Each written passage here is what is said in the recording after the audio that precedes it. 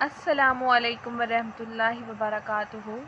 आज की हमारी इस वीडियो में उन बुज़ुर्गों के लिए कह लें या उन ख़वातीन व हज़रात के लिए कह लें जो जिस्मानी कमज़ोरी में मुब्तला हैं और जिनको सेहत याबी नहीं हासिल हो रही, कि वो जो शख्स बीमार हैं अपने बार बार डॉक्टर्स के पास जाने से भी उनको कोई हल नहीं मिल रहा, सेहत याबी नहीं हासिल हो रही, तो उनके लिए एक बेहतरीन अमल है, बेहतरीन वजीफ़ा है कि जिस्मानी कमज़ोरी को दूर करने का रूहानी इलाज है कि आप अपने रब के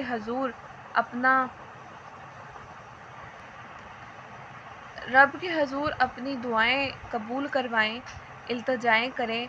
इंशाअल्लाह इस अमल से आपकी जो भी जिस्मानी कमज़ोरी होगी वो ख़त्म हो जाएगी और आपको सेहत याबी और बीमारी किसी किस्म की भी है वो ख़त्म हो जाएगी। आइए देखते हैं कि हमने इस पर अमल किस तरह से करना है, कि क्या पढ़ना है, किस वक्त पढ़ना है और आपसे इनको क्या क्या फ़ायदे हासिल हो सकते हैं। तो सबसे पहले ये है कि अगर कोई शख्स बीमारी की वजह से कमज़ोर हो गया है और तो वो ये एक इसम मुबारक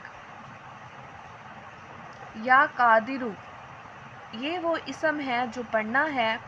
किस तरह से पढ़ना है कि आपने या कादिरू को रोज़ाना बिला नागा एक तस्बीह पढ़ें। अव्वल और आखिर दरूद शरीफ, इब्राहीमी दरूद शरीफ कौन सा पढ़ना है? इब्राहीमी दरूद पढ़ना है, 11 मरतबा पढ़ना है। इंशाल्लाह बहुत जल्द उसकी कमज़ोरी दूर हो जाएगी और तंदुरुस्त तवाना सेहतमंद ज़िंदगी गुजारने का यकीन शर्त है। बेशक अल्लाह हर चीज़ पर कादिर है, कुदरत रखने वाला है और अल्लाह पाक आपकी दुआएं सुनने वाला है।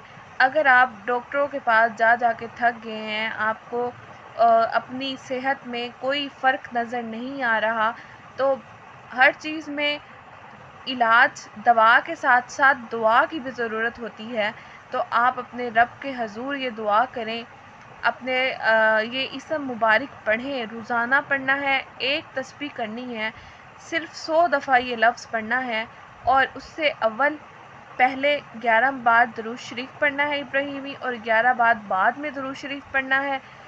इस तरह से ये अमल करना है और अपनी ज़िंदगी का ये एक तरीका, अपनी ज़िंदगी का एक मामूल बना लें कि आपने ये एक तस्बीह लाज़मी करनी है।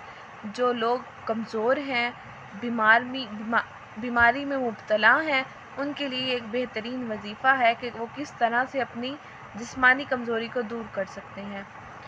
आज की हमारी इस वीडियो में इतना ही। हमारे चैनल को लाइक करें, कमेंट करें और सब्सक्राइब करना मत भूलिएगा। बहुत शुक्रिया।